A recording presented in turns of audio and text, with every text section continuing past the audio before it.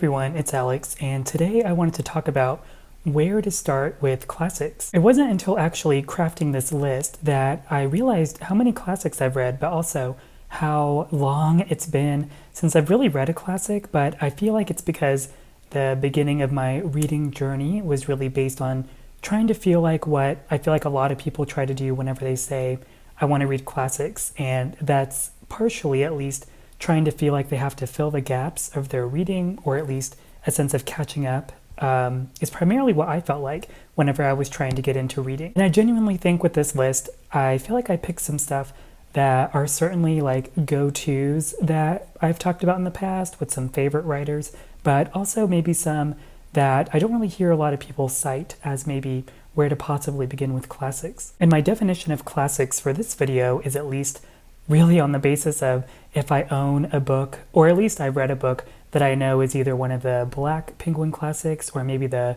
modern Penguin classics, or maybe basically any edition I've seen of where the title is classic on it. But definitely at least writers I know are going to go down in history as being a classic for a reason, as I feel like a lot of these books really do feel timeless, and I really overall had great reading experiences with reading classics in general. So up first, I wanted to talk about Crossing to Safety by Wallace Stegner. This follows a man named Larry and his wife as they develop a relationship with a fellow couple. Over the years, they develop their friendship, and we just follow them through a long span of years. All the while, we know that Larry's actually telling us this story from a space of distance. One part I really liked is that he tells a story about some kind of shipwreck, but he talks to us as the reader breaking the fourth wall, admitting that some of the elements of the story have been omitted. Whether or not this is maybe from aspects of just getting caught up in storytelling and kind of the joy of it, or as we kind of learn getting to know Larry, maybe it's coming from a space of insecurity. As we know, what makes up a lot of Larry's thoughts is how he might compare himself to himself, but maybe to his wife or also his friends, all under his personal life and professional life as an academic, while also in the context of the backdrop of the story being, again, those years that are spanning, including having experienced the Great Depression and World War II. But overall, I think this book is really great about friendship, and that's always a theme I really love in books.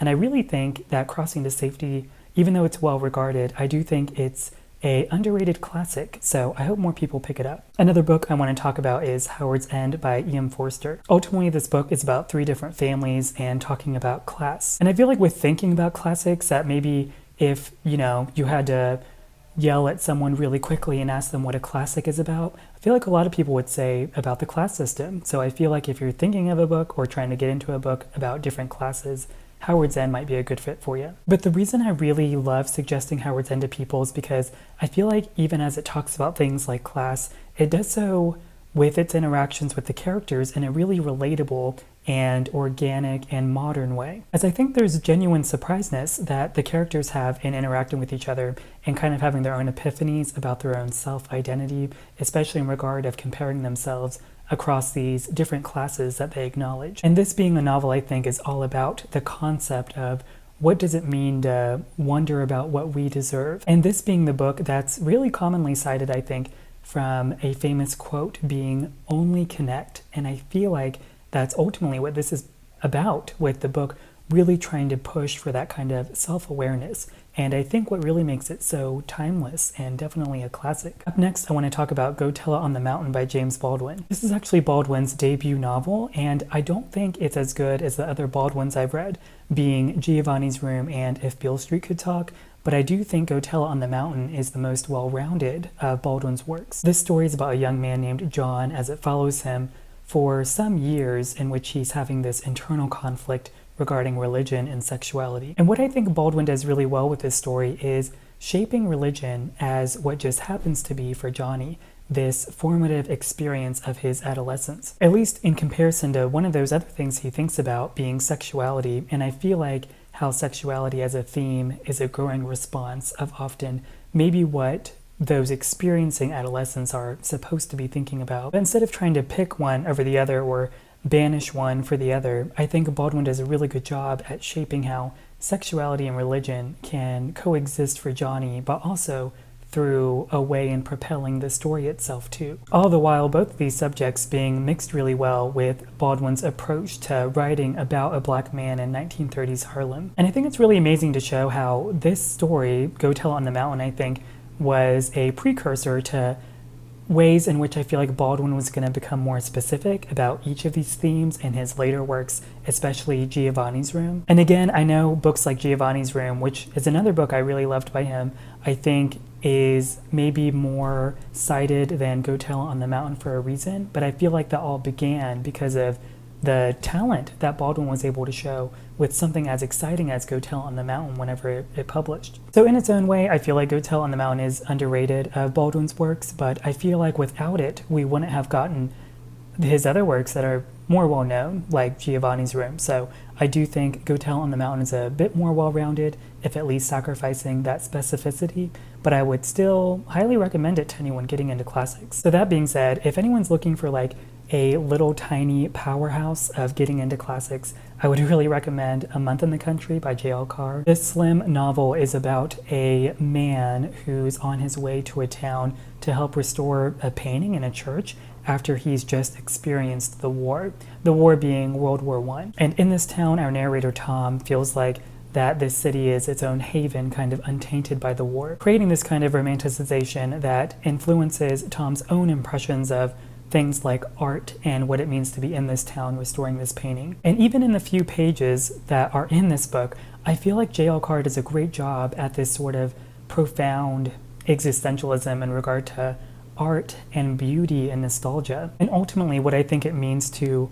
endure tragedy. I remember there being a bunch of quotes I really loved from this one, so especially, again, this being so tiny, it's also a great little flex on your book collection for having a tiny little classic that you can contribute to telling people that you've possibly read. And speaking of tragedy, we have to talk about Tess of the D'Urbervilles by Thomas Hardy, which I really liked, but feel like has a lot going on. I don't know what's going on in this man's head with the stories I've read by him only being this one and The Mayor of Casterbridge, but I've never read a writer that's so good at crafting this lingering doom. But it's also strangely compelling because Thomas Hardy's a really funny writer. Like, he's really clever, and I think his stories do have a sense of humor about them. There's always this sense of a moral rearing to his stories, which I feel like is another thing that people read classics about because they feel like they have to learn something by the end, and Thomas Hardy definitely does that, but he really makes it his own. I would even say he's nearly sarcastic, like he's always kind of laughing at you as a reader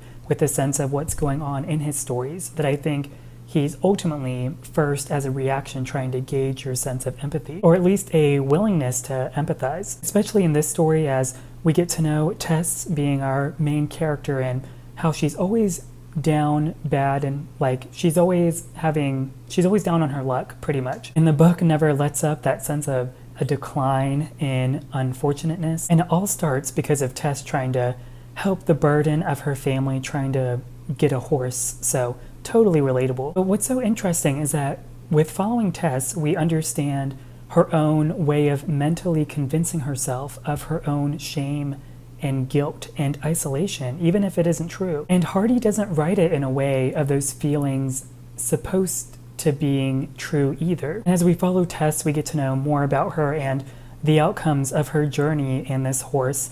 But it all leads me to say that Hardy is someone that really knows how to have a reader pay attention, and they completely want to binge the story at hand, or at least that's what I can say for myself. But I really recommend reading Tess of the D'Urbervilles. It's kind of haunting in its own way, but very impactful, and I think is a classic that will have it has ways in which a lot of people can think differently about it and have a lot to say. So for those of you who have been watching me for a while, you're probably wondering, why hasn't Alex talked about Jane Austen yet? So this is the time, and I'm even going to say 2 Jane Austens here, but neither of them are Pride and Prejudice. I'm going to recommend Persuasion and Northanger Abbey. Again, the idea of those who want to get into classics, I think Persuasion on one hand is a great example of these modern feelings that have lasted, 100 years, in which Jane Austen's managed to craft how Anne Elliot feels with being persuaded to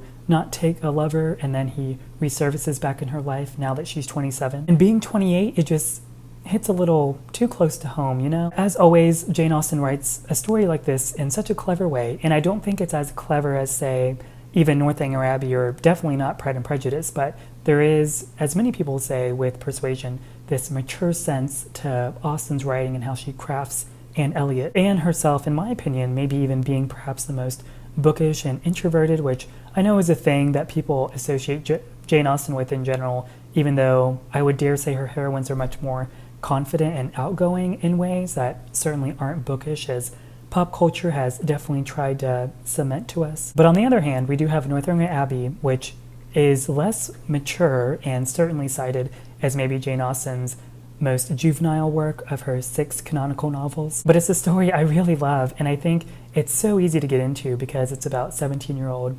Is she 17? She's definitely young, but it's about this girl named Catherine. And it's all about the love of storytelling and fiction as Catherine catches herself winding up a story about something truly horrible and very insensitive that I won't spoil because I think in its own way, like me saying it is kind of a spoiler. But from Jane Austen herself, the story is a love letter to Gothic novels that she really loved, and I can certainly see that. But again, Northanger Abbey is just a wonderful story about how, like, what it means to love stories. And I think some of the characters in there are some of my favorite, including my favorite Austen leading man. So yeah, you probably expected Jane Austen in this list because how could you not?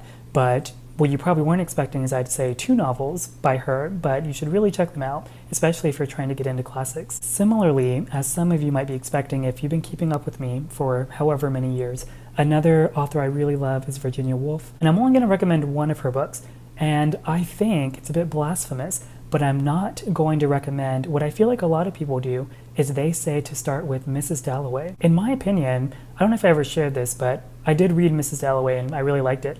But it took me quite a while. I think I had to read it like 3 different times or something, or at least I read it and then reread it like a year later, and I really appreciated it. But I think I like dozed off or got really sleepy sometimes reading Mrs. Dalloway. So I would highly recommend the very underrated The Waves by Virginia Woolf. The Waves is all about friendship. Again, much like Crossing to Safety being a theme I really love, but this book had me under a chokehold whenever I got into Virginia Woolf, and what really made me love her. As a group of friends mourn the loss of another friend in their circle, it's all about how these friends connect with each other and how they reflect and think about their friendship over the years. And it's really tender and beautiful, and oh, there's so many like underlines I have in my own copy that I have right here. But if you haven't read Virginia Woolf, I dare say don't start with Mrs. Dalloway. Start here. It's a story as old as time about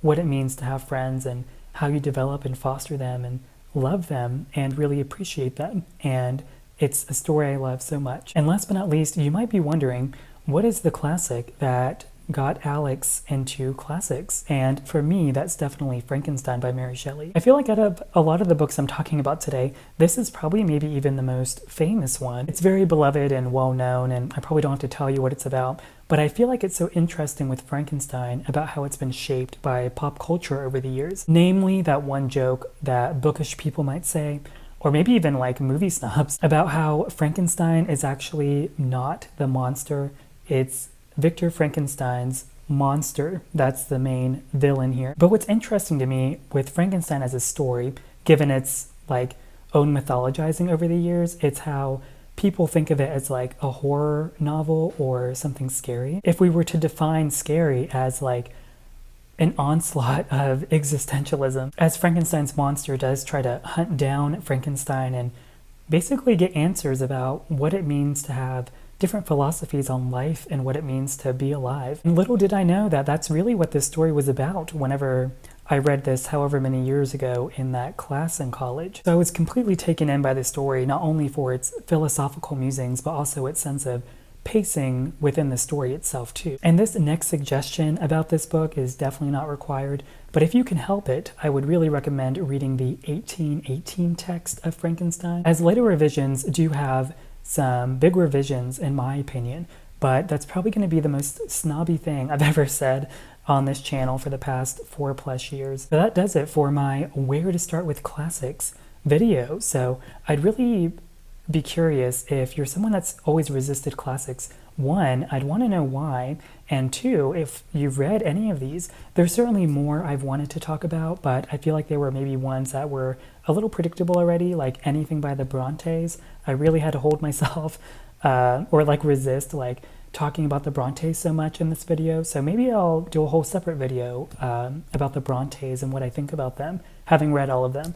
Maybe I'll do that for like a Victober video or something. But I would really love to know what you think about where to start with classics and whether you agree or disagree with maybe my suggestions. And also, if possible, if Hannah is watching this, who I just met today over in DC, that said hi to me and recognized me from this channel, I'd really love to know what you think about classics. And also, I'd love to know whatever book you were holding whenever we were leaving the bookstore, because I didn't even ask you about it, which made me feel so rude. But it was nice to meet you. And yeah, I'd like to know what you think about classics or classic recommendations. As always, thanks for watching, and I'll see you next time.